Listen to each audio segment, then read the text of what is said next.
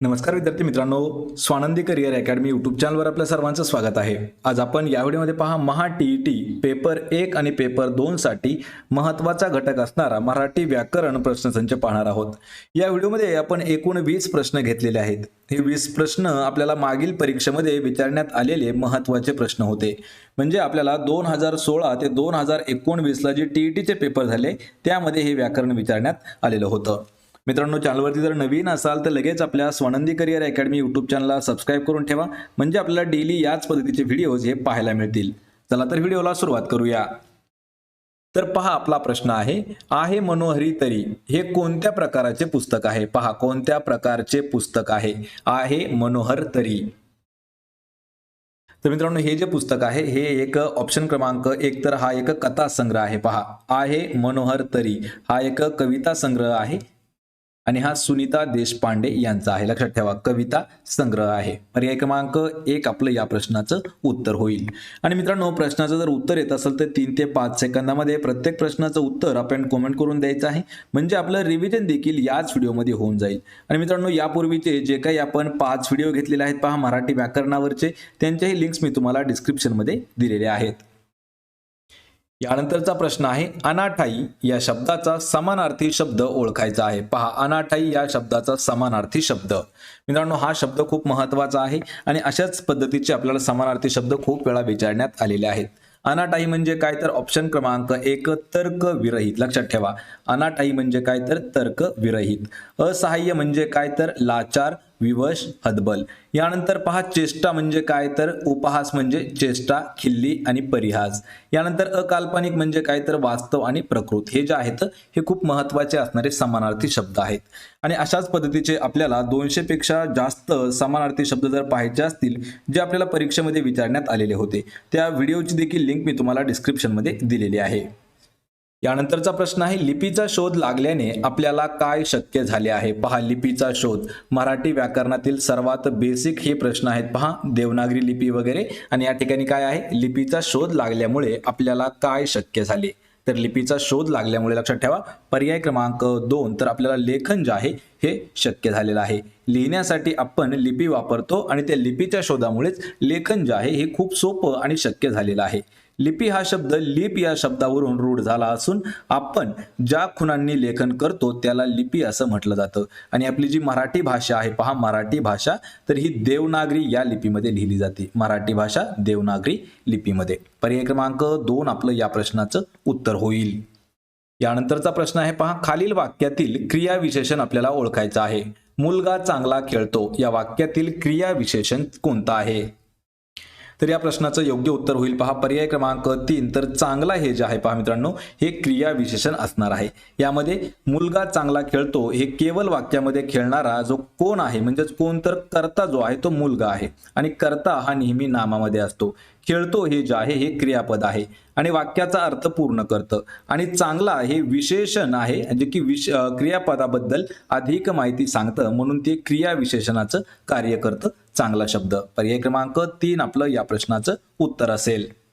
यानंतरचा प्रश्न आहे, हात तोकडे पडणे या वाक्प्रचाराचा योग्य अर्थ ओळखायचा आहे। पहा, हात तोकडे पडणे किंवा हाताचे आपण एक कधी कधी म्हणतो पहा हाताचे तुकडे पडणे, हे जे आहे हा वाक्प्रचार आहे, त्याचा अर्थ काय होईल?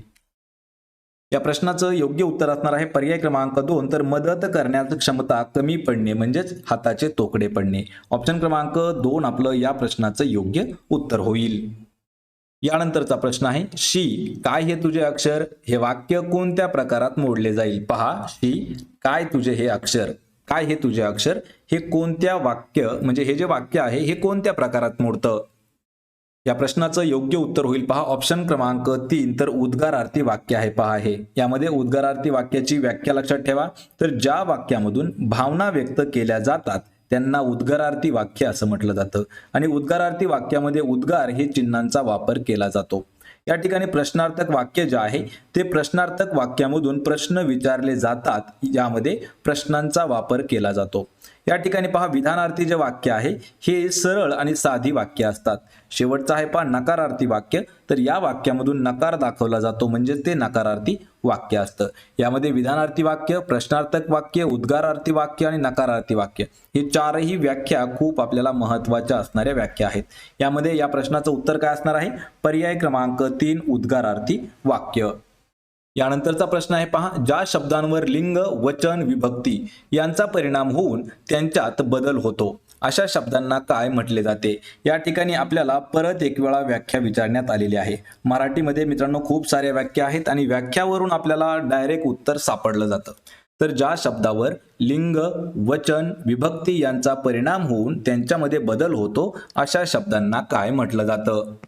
तर तसे जे शब्द असतात त्यांना ऑप्शन क्रमांक 2 तर विकारी शब्द असं म्हटलं जातं. पहा विकारी शब्दाची व्याख्या परत एक वेळा सांगतो मित्रांनो, प्रत्येक जे गोष्ट आहे ही थोडंसं लक्ष देऊन अभ्यास करायची आहे. तर विकारी शब्द म्हणजे काय? तर ज्या शब्दांवरती लिंग, वचन, विभक्ती यांचा परिणाम होऊन त्यांच्यात बदल होतो त्यांना विकारी शब्द असं म्हटलं जातं. पर्याय 2 आपलं उत्तर होईल. यानंतरचा प्रश्न आहे पहा, हापूस आंबा फार गोड आहे हे कोणते विशेषण आहे? मित्रांनो हा प्रश्न खूप महत्वाचा आहे. पहा हापूस आंबा फार गोड आहे हे कोणत्या प्रकारचं विशेषण आहे? या प्रश्नाचं योग्य उत्तर होईल पहा पर्याय क्रमांक 1 तर हे गुणविशेषण आहे. लक्षात ठेवा ऑप्शन क्रमांक 1 आपलं उत्तर होईल गुणविशेषण. तर विशेषणाचे मुख्यतः 3 प्रकार पडतात. यामध्ये गुणविशेषण, संख्या विशेषण, सार्वनामिक विशेषण. आणि जे दिलेलं वाक्य आहे यामध्ये आंबा या नामाबद्दल अधिकची माहिती जी आहे गोड, फार, हापूस हे शब्द येतात आणि आंब्याचा गुण दर्शवतात म्हणून हे जे आहेत हे गुणविशेषण आहेत. म्हणजेच हापूस हे यावरून आपल्याला या वाक्याचं विशेषण कोणतं आहे तर गुणविशेषण. पर्याय क्रमांक 1 आपलं उत्तर होईल. यानंतरचा प्रश्न आहे आमंत्रित या शब्दाचा विरुद्धार्थी शब्द ओळखायचा आहे. पहा आमंत्रित शब्दाचा विरुद्धार्थी शब्द.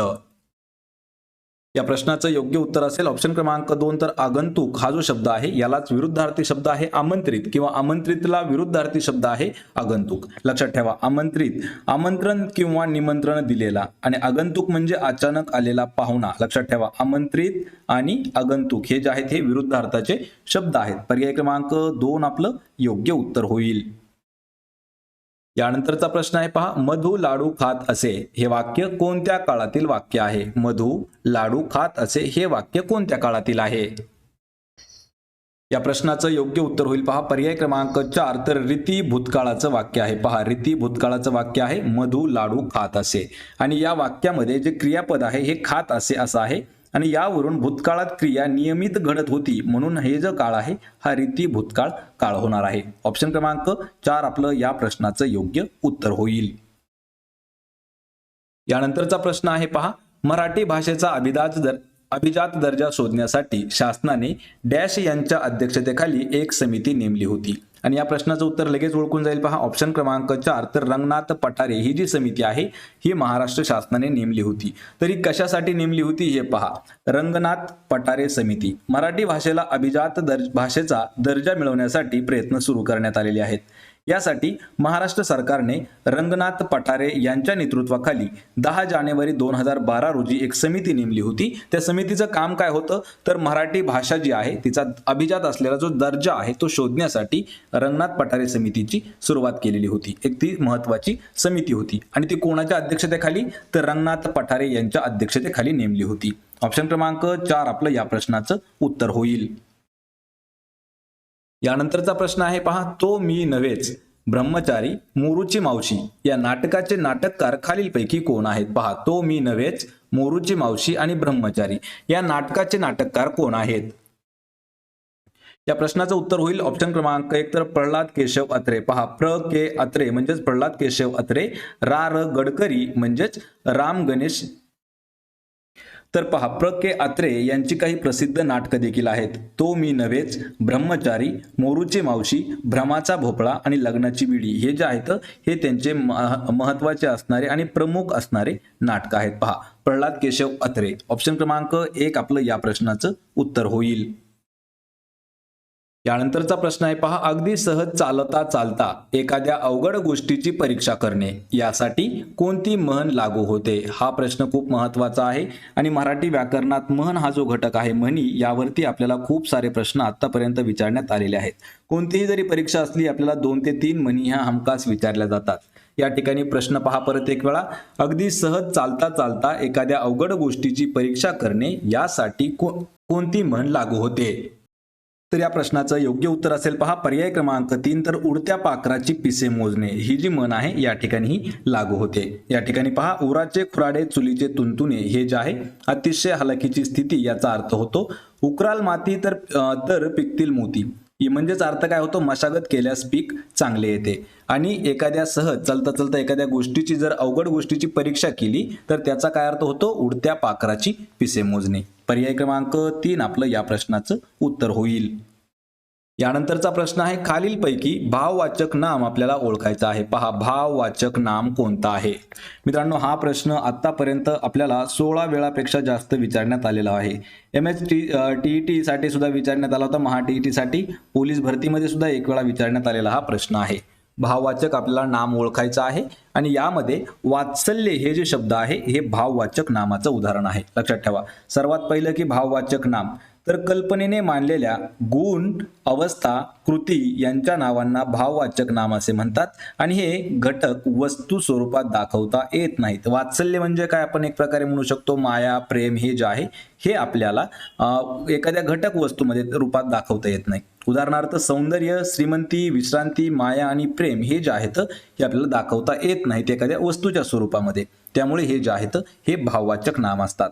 सामान्य नाम पहा, ज्या नामाने जातीचा अथवा वर्गाचा बोध होतो त्याला सामान्य नाम असं म्हटलं जातं. याचं उदाहरण पाहायचं झालं तर पहा, घर, मुलगी, ग्रह, माणूस हे जे आहेत हे सामान्य नाम आहेत.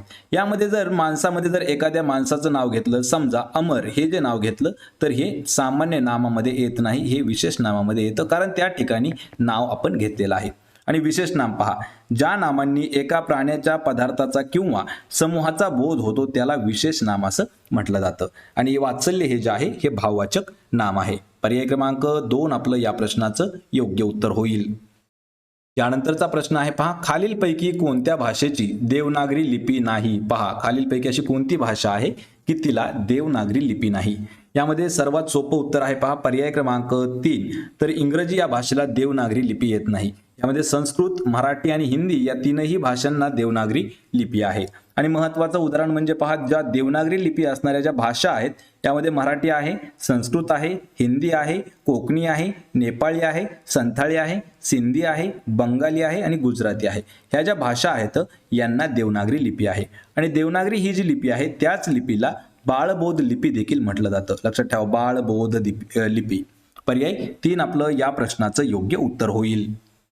यानंतरचा प्रश्न आहे पहा, 2 शब्द किंवा वाक्यांना जोडणारे डॅश होय. पहा, 2 शब्द किंवा वाक्यांना जोडणारे डॅश होय म्हणजे त्यांना काय असतं, तर याला म्हटलं जातं ऑप्शन क्रमांक 1, तर उभयान्वयी अव्यय त्याला म्हटलं जातं. लक्षात ठेवा, 2 किंवा अधिक शब्द किंवा 2 वाक्य जोडणारा जो अविकारी शब्द आहे त्याला उभयान्वयी अव्यय असं म्हटलं जातं. उदाहरणार्थ सांगायचं झालं तर आणि, व, किंवा, कारण म्हणजे पहा, मी आणि तो, मी आणि तू हे जे आहे तर हे उभयान्वयी अव्यय आहे. यामध्ये आणि हा जो शब्द आहे हा उभयान्वयी अव्यय आहे. पर्याय क्रमांक 1 आपलं या प्रश्नाचं उत्तर होईल. यानंतरचा प्रश्न आहे पहा, हिमालयात ज्या नद्या उगम पावतात त्या बहुतेक गंगेला येऊन मिळतात.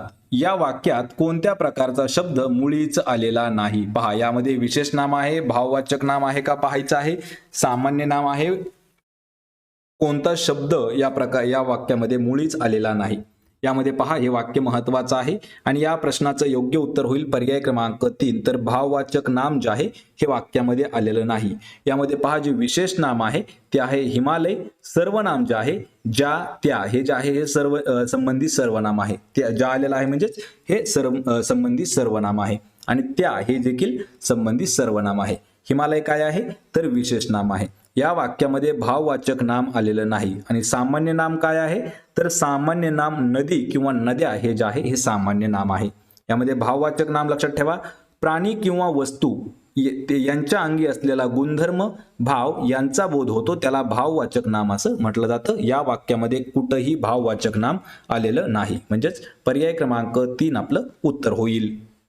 यानंतरचा प्रश्न आहे, ज्याने पुष्कळ ऐकले व वाचले आहे असा या शब्दसमूहाबद्दल एक शब्द आपल्याला सांगायचा आहे. पहा, ज्याने पुष्कळ ऐकले व वाचले आहे असा हा जो शब्दसमूह आहे हा मित्रांनो खूप महत्वाचा आहे. त्याला काय म्हटलं जातं तर त्या व्यक्तीला म्हटलं जातं ऑप्शन क्रमांक 3 तर बहुश्रुत असं म्हटलं जातं. पहा, बहुश्रुत म्हटलं जातं. कोणाला म्हटलं जातं तर ज्याने खूप सारा ऐकलं आहे आणि वाचलेला आहे असा व्यक्ती असतो बहुश्रुत. ज्याने पुष्कळ ऐकले व वाचले आहे तो असतो बहुश्रुत. विद्वान म्हणजे काय तर एखाद्या गोष्टीचे चांगले ज्ञान असलेली जी व्यक्ती आहे ती आहे विद्वान. ज्ञानी म्हणजे काय तर ज्ञानापासून किंवा लोकभ्रमापासून मुक्त असलेली व्यक्ती तिला म्हटलं जातं पहा ज्ञानी.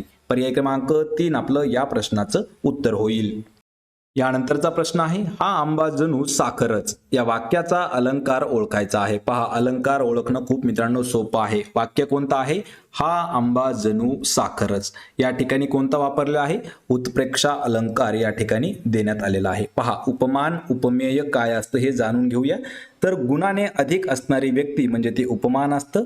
उपमेय काय असतं, मूळ वस्तू लक्षात ठेवा आणि उपमेय हे उपमानासारखंच असतं आणि हे दाखवण्यासाठी जणू, जणू काय, वाटे, गमे, भासे, की यासारखे शब्द वापरले जातात तेव्हा उत्प्रेक्षा अलंकार होत असतो. साखरेसारखाच आहे लक्षात ठेवा. जणू साखरच म्हणजे काय तर साखरेसारखाच आहे हे दर्शवताना जणू या शब्दाचा वापर केल्याने उत्प्रेक्षा अलंकार होतो. पर्याय क्रमांक 2 आपलं या प्रश्नाचं उत्तर होईल. यानंतरचा प्रश्न आहे, ठराविक दिवसांनी प्रसिद्ध होणारे या अर्थाचा खालीलपैकी कोणता शब्द आहे. पहा, ठराविक दिवसांनी प्रकाशित किंवा प्रसिद्ध होणारे तर याला काय म्हटलं जातं, याला नियतकालिका असं म्हटलं जातं. ऑप्शन क्रमांक 4. पहा, मासिक म्हणजे काय तर प्रत्येक महिन्यातून एक वेळा प्रसिद्ध होणारे. साप्ताहिक म्हणजे काय तर आठवड्याने प्रसिद्ध होणारे आणि दैनिक म्हणजे काय तर दररोज प्रसिद्ध होणारे. आणि लक्षात ठेवा, काही दिवसांनी, काही ठराविक दिवसांनी प्रसिद्ध होणारे त्याला म्हटलं जातं पहा नियतकालिक. या ठिकाणी पहा, पाक्षिक एक शब्द आहे. पाक्षिक म्हणजे काय तर दर 15 दिवसातून एक वेळा प्रकाशित होणारे. पर्याय क्रमांक 4 आपलं या प्रश्नाचं उत्तर होईल. त्याला नियतकालिक असं म्हटलं जातं की जे ठराविक दिवसांनी प्रसिद्ध होतं. तर मित्रांनो, हे महत्वाचे होते पहा 20 प्रश्न आणि हे 20चे विषयी प्रश्न खूप इम्पॉर्टंट आहेत कारण हे महा-TETचे जुने प्रश्न आपण घेतलेले आहेत.